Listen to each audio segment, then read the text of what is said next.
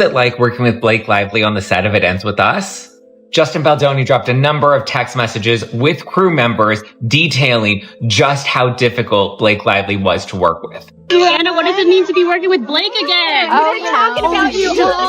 Zelensky was asked to leave the White House. Then he appeared on Fox News and said he thinks he can still salvage his relationship with President Trump, which is like Justin Baldoni saying, I'd love to work with Blake Lively, the beloved Hollywood actress known for her roles in Gossip Girl and A Simple Favor, is now at the center of shocking allegations that could change everything. Once seen as the golden girl of the industry, recent reports suggest that her co-stars are coming forward with disturbing claims about her alleged misconduct behind the scenes. While details remain murky, insiders hint at a hidden dark side that the public never saw. Not below compliments. That's what my mom always says. She's like, wants me to compliment her, and she's like, I'm not below compliments. I'm like, it's clear that you're not, because she's always soliciting. Okay, because you were just telling me about like weird expressions that she gets wrong, wouldn't it be, I'm not above compliments? Oh yeah, you're right. You're right. Oh, she gets it all wrong. I never even thought about it. She says it. Yes, she's not above compliments. My mom gets everything sort of like expressions. She was just telling me like she'll be like funny smooth as pie. She'll be smooth as silk or whatever. Easy as pie. Yeah, right. And smooth. The controversy began in December 2024 when Lively filed a complaint with the California Civil Rights Department, accusing Justin Baldoni of misconduct and orchestrating a smear campaign against her. In response, Baldoni has denied these allegations and filed a defamation lawsuit against Lively, her husband Ryan Reynolds, and her publicist Leslie Sloan. Lively is slamming Justin Baldoni's $400 million lawsuit against her. Her legal team has made a statement. They say this is an age-old story. A woman speaks up with concrete evidence of sexual harassment and retaliation, and the abuser attempts to turn the tables on the victim. This is what experts call DARVO, deny, attack, reverse victim offender. They believe Justin and his team are pulling out all the stops to try and overwhelm the public's ability to understand that what they are doing is retaliation against sexual harassment allegations. They continue to say they are trying to shift the narrative to Miss Lively by falsely claiming that she seized creative control and alienated the cast from Mr. Baldoni. The evidence will show that the cast and others had their own negative experiences with Mr. Baldoni and Wayfarer. The evidence will also show that Sony asked Miss Lively to oversee Sony's cut of the film, which they then selected for distribution and was a resounding.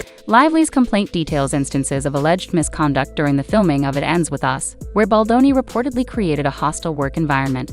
Specific allegations include showing inappropriate content, discussing intimate conquests, and making unsolicited comments about Lively's body and weight.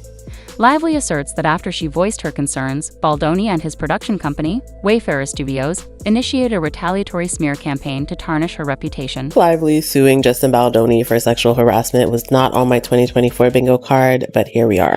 In Blake's lawsuit, she is alleging there was a meeting that included her husband, Ryan, where she demanded no more showing of nude photos or images of women to Blake, no more mention of Baldoni's alleged previous porno addiction, no more discussions about sexual conquest in front of Blake and others, no further mentions of cast and crew's genitalia, no more inquiries about Blake's weight, and no more further mention about her father who passed away.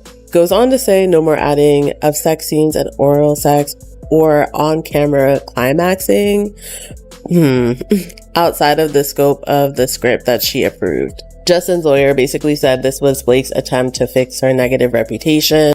As we know, this last year, she went from being a Hollywood sweetheart to basically being disliked by the fans. Meanwhile, Hasan Minhaj, who portrayed Marshall in Ends With Us, addressed rumors of on-set tension among the cast in an interview with Esquire. He stated, "I can't speak to other people's experience, but everybody was very professional and cool to me.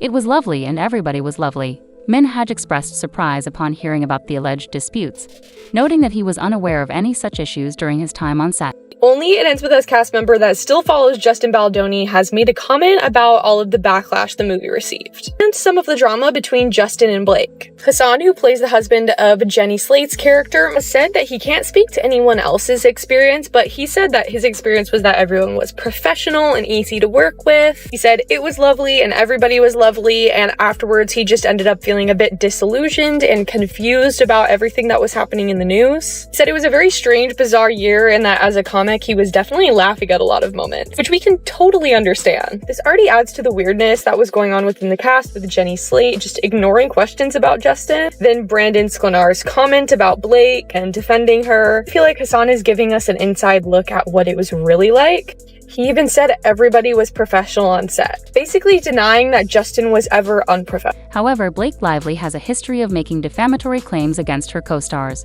Jed Wallace, the owner of a crisis mitigation firm, has filed a defamation lawsuit against Lively, alleging that she falsely accused him of orchestrating an online smear campaign against her. Wallace claims this accusation caused significant harm to his reputation.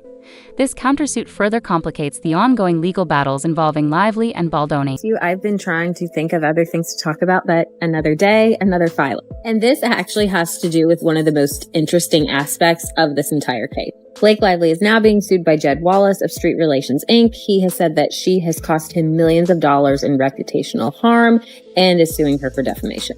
Lively's counsel released a statement saying that this is just someone else that's trying to sue her into oblivion for speaking out, and that they are confident that this will get dismissed, which I find that to be really interesting because this is someone that they alleged in her original complaint was really responsible or had a part in allegedly the whole astroturfing, because they alleged that Wallace was responsible for planting negative comments and negative story, which Wallace has maintained that he had no part in any negative PR tactics against Lively.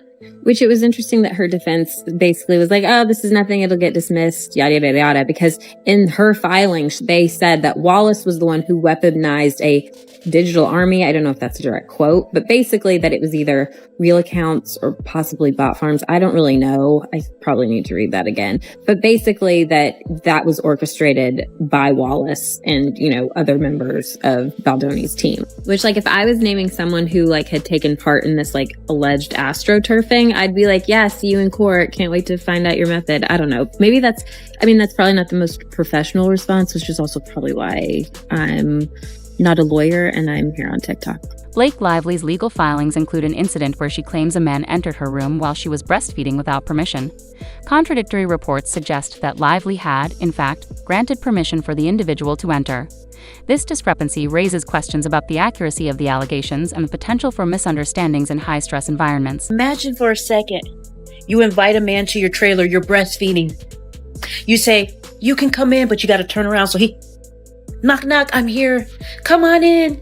Turn around. He locks eyes with you. And the second it takes for him to turn around. And you add that to the lawsuit. Blake Lively. Gossip girl. You must be stopped. That man was standing and staring at the wall. Singing show tunes to himself for all we know, counting stars, counting specks of dust and paint. And you said that was sexual harassment. At this point, you gotta blame it on Ryan Reynolds. Say he wanted the idea for a movie. Say that he thought that it was gonna be a funny ha ha ha moment. You know how he jokes. Say we all know how he jokes because it's not working. Reports suggest that Blake's alleged bullying behavior on the set of A Simple Favor created a toxic work environment, with assistant director Barbara Seaman claiming she was forced to resign due to the distress caused by Lively's conduct.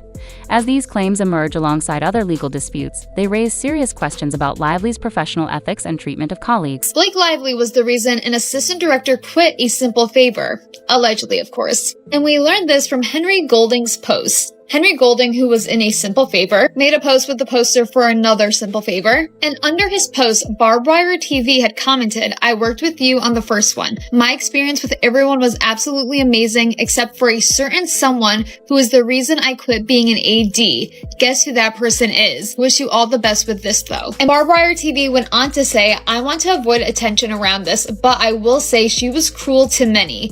I know I cried my way home many nights because you try so hard to please someone who is never pleased and puts you down constantly. I can't believe it's actually getting back at her. Karma is real." And Barbed Wire TV, whose real name is Barbara Jaworski, definitely seems to work in the production world. And for further proof, here's her IMDb. Seems to be under her maiden name. Says she's known for Barbed Wire TV, which obviously that's even her account name. Under projects, you'll see A Simple Favor. She was the 4th assistant director. So not only did we learn that she quit, but apparently she made many people cry behind the scenes. Another victim, Jimmy, shared an experience from nearly 2 decades ago when she was a young intern in the entertainment industry. She recalled being 20 years old and assigned a simple task, handing out water bottles on set, while a 17-year-old Blake Lively was promoting Sisterhood of the Traveling Pants. You were very young and inexperienced in the industry, and then you got a job as an intern? Yeah, and I had turned 20 a week before, so I was young, and she was young, I believe, 17, and I always reserve the right to say people can change, to put that out there. Yeah. But I was pointed out and singled out as someone that treated her like a fan when, as someone who grew up on set and in this world, I knew you don't talk to talent. I mean, name one couple where the man says, "I just love hitting my girlfriend. So fun. Just push, push." What do you think about these allegations against Blake Lively? Do you believe the claims, or do you think there's more to the story? Share your thoughts in the comments below.